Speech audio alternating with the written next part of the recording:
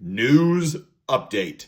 So the three main stories that just came out before the end of the year, United Site Services filed for Chapter 11 bankruptcy. Equipment Share has just filed their IPO. And last but not least, the current economy is basically a tale of two cities, either the haves or have-nots. So let's get into the stories.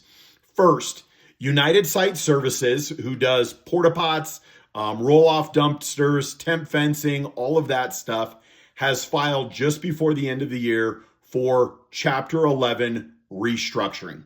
It basically is going to wipe them clean of over $2 billion worth of debt. The interesting thing is it's $2.4 billion of debt that's going to go away. The interesting thing is with this restructuring, they're actually going to get more money, and some of their current creditors, which is interesting, are actually going to give them more money. So it's kind of interesting. They're going to get about $400 million from their current creditors, which show that their current creditors actually believe in them, and they think that this restructuring is going to help them recover. So they're filing for Chapter 11. Part of the money that they're going to get is going to help them stay afloat and keep offering their services for porta pots to job sites for the coming months as they restructure all their finance and they get everything taken care of. So that's kind of an interesting one because they are the single largest porta pot company that rents porta pots in the rental industry, from everything from sporting venues to job sites that we all know and love. The second major piece of information is Equipment Share has filed their IPO. And anybody who watches my channel would say, well, Elliot, you told us this was going to happen over 45 days ago. Yep, I did. I said that Equipment Share would file its IPO over 45 days ago, and I said they'd do it before the end of the year, and they did it. So the big news is actually when you file your IPO, initial public offering. It means that you have to show potential investors, the stock market, the Federal Trade Commission, all of them, you have to show them your books and you have to show them how you do business. And looking at Equipment Share's business, they do it different than any of the other top 5, top 6 rental companies. And the main things that they do is they have what's known as owned equipment, which they actually don't own. About 50% of Equipment Share's equipment is owned by a third-party company.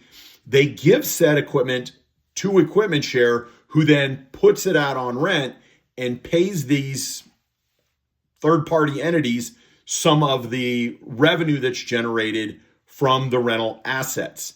So it means that Equipment Share is playing it kind of smart because they don't need all of the same bank loans and capital that everybody else needs.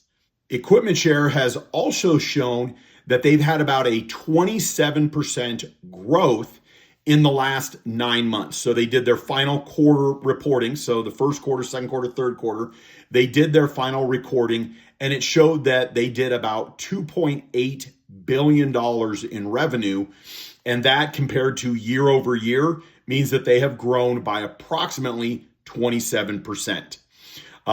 Year in total, it was estimated that the last 12 months rolling, Equipment Share did $4.4 billion in revenue. So what does all this mean? The biggest takeaway is their ABS, which stands for asset-backed securities.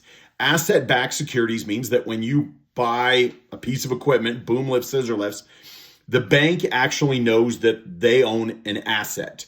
Where I mentioned that Equipment Share, over half of all of their equipment is owned by a different company. So their finances don't quite look the same as a traditional rental company. It's a little interesting. The other thing is EBITDA. Almost every major company looks at earnings before interest, taxation, amortization, and depreciation, EBITDA. And what EBITDA basically means is how much money are you actually making once you paid for everything. And Equipment Share's EBITDA is about 40%. The industry average for major rental companies is about 45 to 46%. So they're a little behind the times, but if you look at how fast Equipment Share has grown, it's kind of interesting to see that they've got an EBITDA that is only a few points, about 5 points off of what the industry standard is. The last piece of news that I'm going to throw out there is a tale of two cities.